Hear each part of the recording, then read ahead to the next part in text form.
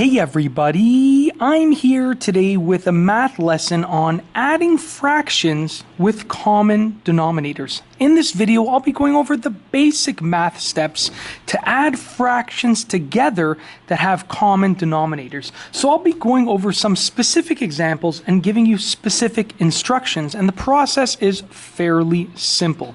So the first example that I will be going over is 3 over 5 plus 1 over 5. Now you can see that there's a number on the top of each fraction and a number on the bottom. The top number is the numerator, the bottom number is the denominator.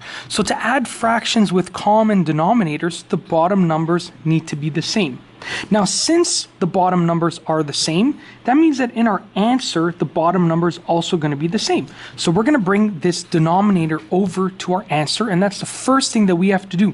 The second thing is that for the numerator, we actually have to add both numerators together. So we're going to add the 3 and the 1 because those are the numerators. So 3 plus 1 over 5. So we've now simplified it, and we're going to simplify it one more time by actually adding these together. So 3 plus 1 gives us a total of 4. 3 plus 1 is 4, and then the denominator stays the same, which is 5. So our answer is 4 out of 5. 3 out of 5 plus 1 out of 5 is equal to 4 out of 5. It's a very, very simple process. Now the next example that I'm going to go over is 1 out of 7 plus 6 out of 7. And this example is very similar but somewhat different, because with this answer we ended up with part of a whole, and with this answer we're going to end up with a complete whole. So once again, we're going to start off by bringing the common denominators over. So the answer is also going to have the same denominator, which is 7. And then for the numerators, we're going to do 1 plus 6. We're actually going to add them together, okay? Now 1 plus 6, we're going to simplify. 1 plus 6 is 7 out of 7, which means that we have a whole. For this one, we had 4 out of 5, so 4 parts out of 5. And then for this one, we have 7 parts out of 7. This is a part, this is a whole.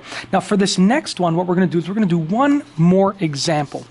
Now what I'm going to do is I'm going to do 3 out of 8. We're going to actually use 3 separate numbers. 3 out of 8 plus 4 out of 8 plus 3 out of 8. So what we have here are 3 fractions with common denominators, 8, 8, 8. So once again, our denominator is going to be 8, just like that. And then for the top, we're going to add the numerators together, 3, 4, 3. So 3 plus 4 plus 3, just like that.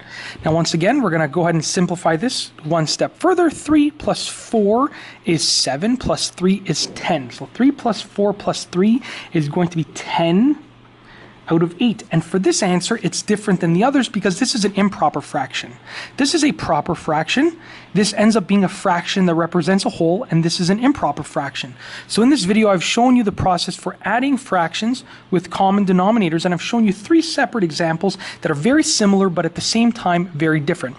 I really hope that you've enjoyed this video math lesson. If you liked the video, be sure to give it a thumbs up. Let me know what you think down below as a comment, and of course, be sure to subscribe for more great videos just like this one.